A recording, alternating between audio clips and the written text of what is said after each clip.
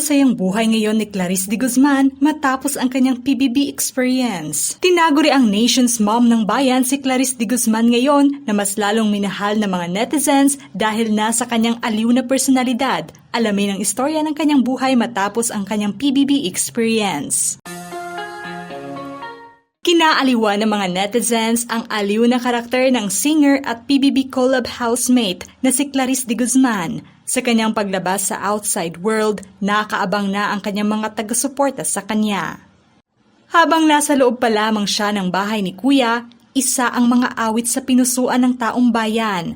Bukod sa kanyang pagiging ate sa ibang housemates, nagustuhan ng mga netizens ang magandang karakter na ipinakita niya habang nasa loob pa siya ng bahay ni Kuya. Ikinatuwa naman ng mga taong nagmamahal kay Clarice ang pag-come out niya bilang bahagi ng LGBTQIA+ sa loob ng bahay ni Kuya. Ang kanyang revelasyon tungkol sa kanyang tunay na pagkatao at pagkakaroon ng partner ay proud at matapang na ibinulgar niya sa publiko.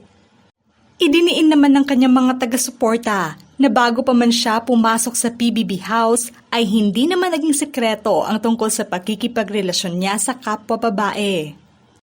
Hindi man niya isinapubliko ang relasyon niya kay Christina Rey noon, ang pamilya at malalapit na kaibigan niya ay alam naman ang tungkol dito at tanggap umano sila ng buo. Marami ang nagulat nang mapabilang si Clarice o mas kilala ngayon sa tawag na Klang sa mga evicted housemates kasabay ng kaduo niya na si Shuvi. Ang paglabas ng Shukla Duo ay hindi approve sa ilang mga netizens. Inakala kasi ng karamihan na aabot siya sa big night ng reality TV show.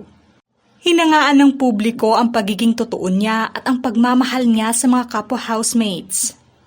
Sa kabila pa man na naudlot ang pangarap niya na maging big winner, paldong-paldo naman si Clarice ngayon sa magandang oportunidad para sa kanya sa outside world.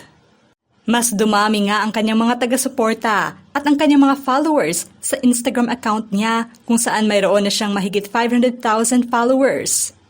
Sa Facebook ay may mahigit 160,000 followers na rin siya, more than 81,000 subscribers naman sa YouTube at mas lumaki naman ang followers niya sa TikTok na nasa more than 260,000 na.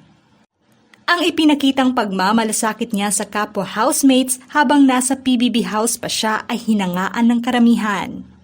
Natawa naman siya sa pagtawag sa kanyang nation's mom ng mga tao at mga katabaho sa industriya.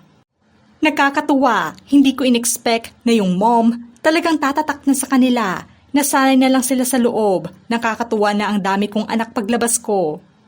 Bukas na sinabi naman ng ibang mga housemates na si Clarice daw talaga ang nagbibigay balanse sa loob ng bahay ni Kuya at nire-respeto nilang lahat. Pinasalamatan naman niya ang PBB dahil ito nakapagbigay sa kanya ng mas marami pang oportunidad ngayon. That's why, thankful po ako sa PBB kasi grabe, hindi ko in-expect na now medyo mas nadagdagan yung nakakakilala. Hindi na ako singer, komedyante na at kusinera pa. Tinanggap niya rin ang katotohanan na lahat ng tao ay may kanya-kanyang timing sa buhay. Ang paglabas niya sa PBB House ay hindi naman patunay na hanggang doon na lamang ang kanyang karera. Aniya, talagang may kanya-kanyang timing lang po talaga. Sa paglabas niya sa outside world, baon-baon umano niya ang mga natutunan niya sa loob ng bahay ni Kuya. Sobrang saya niya na sa loob ng 3 buwan na pananatili sa PBB House ay hindi umano ito madali sa kanyang pahayag. Sobrang saya po ng experience na to. Hindi ko akalain. 3 months, sobrang thankful ako kaya wala akong naramdaman ngayon kundi pasasalamat dahil sa experiences at hindi pa naman dito natatapos. Suportahan po natin silang lahat. Ngayong nasa outside world na siya, mas dumami naman ang proyektong nakaabang sa kanya tulad ng pagiging newest face niya sa isang famous online shopping brand. May nilulutong projects naman ang management para sa kanya kung saan may pasilip na photos lamang siya sa naging meeting niya with management. Kamakailan lang ay pinagkaguluhan ang performance niya sa Tacloban City. Todo naman ang suportang ibinigay ni Vice Ganda sa kanya at nanguna sa nasiyahan sa pagtanggap ng mga tao sa tunay na pagkatao ng mga awit. Inihayag din ni Vice na ngayong nasa outside world na si Clarice ay mas magiging matagumpay pa ito sa kanyang music career. Isa si Vice Ganda sa mga nag-produce ng concert ni Clarice noon, sa pahayag ni Vice. Magandang exposure sa kanya ang PBB para mas makilala ng mga manonood at tulad ng matagal ko ng hangad, sana masyakapin siya ng madla dahil may pambihira talaga siyang talento. Matagal na akong naniniwala at humahanga sa husay ni Clarice at matagal na rin akong nanghihinayang dahil parang di siya masyadong nabibigyan ng pansin. Kaya ako na mismo nag-produce ng concert niya para mabigyan siya ng moment to shine dahil deserve niya. Di dapat masayang. Samantalang ikinatuwa naman ng mga madlang people ang biglaang guesting niya kasama ang kaduo na si Shuvi sa It's Showtime. Nagpaulan sila ng saya sa biglaang hosting nila sa programa. Pinusuan rin ni Vice Ganda ang oportunidad na binigay niya para sa Shokla at hindi umano sinayang ng dalawa ang pagkakataong iyon. Naging positibo naman ang komento ng mga netizens at sigaw nila na sana'y maging regular host ang mga ito.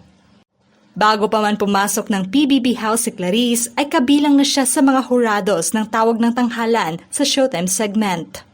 At sa pagbisita niyang muli sa programa, natuwa ang madlang people at hinangaan ang natural na batuhan niya ng mga nakakatawang banter. Hindi nga magkamayaw ang mga taga-suporta niya dahil mas nakita pa umano nila ang pagiging talentadong tao niya dahil bukod sa magaling siyang umawit ay komedyante rin pala ito. Masaya naman ang mga fans niya ngayon dahil sa tagumpay na naabot niya at maaabot pa. Tulad ng sinabi ni Vice Ganda, ay tunay na hindi siya nabigyan ng highlight sa mga kasabayang singers niya. Ngunit ngayon ay hindi napilit ang pagkakakilala ng mga tao sa kanya. Marami man ang nanghinayang dahil hindi siya nakaabot sa big night. Para sa kanyang mga fans ay si Klang pa rin ang big winner para sa kanila. Samantalang nakapagdulot naman ng inspirasyon si Clarice sa mga katulad niyang bahagi ng Rainbow Community. Ang pagiging matapang niya na ibulgar ang tunay na pagkatao niya ay parang ibinandera na rin niya ang komunidad ng LGBTQIA+. Marami ang humanga sa kanya at ikinagulat ang positibong pagtanggap ng publiko tungkol dito. Unang hinangaan ng publiko si Clarice dahil sa kanyang pagkanta. Ngayon ay mas lalong pinusuan naman siya ng publiko dahil nasa pagiging totoo ng kanyang karakter sa kompetisyon. Ngayon sa tuwing nakikita siya ng mga tao ay agad na siyang dinudumog ng mga ito. Patunay lamang na maganda ang naidulot ng PBB sa karera ng mga awit. Sigaw naman ng kanyang mga taga-suporta na sana ay magkaroon ito ng panibagong concert at tiyak na magiging sold out umano ang bintahan ng kanyang mga tickets. Ano ang masasabi niyo sa magandang buhay ngayon ni Clarice de Guzman matapos ang PBB experience niya? Just comment below.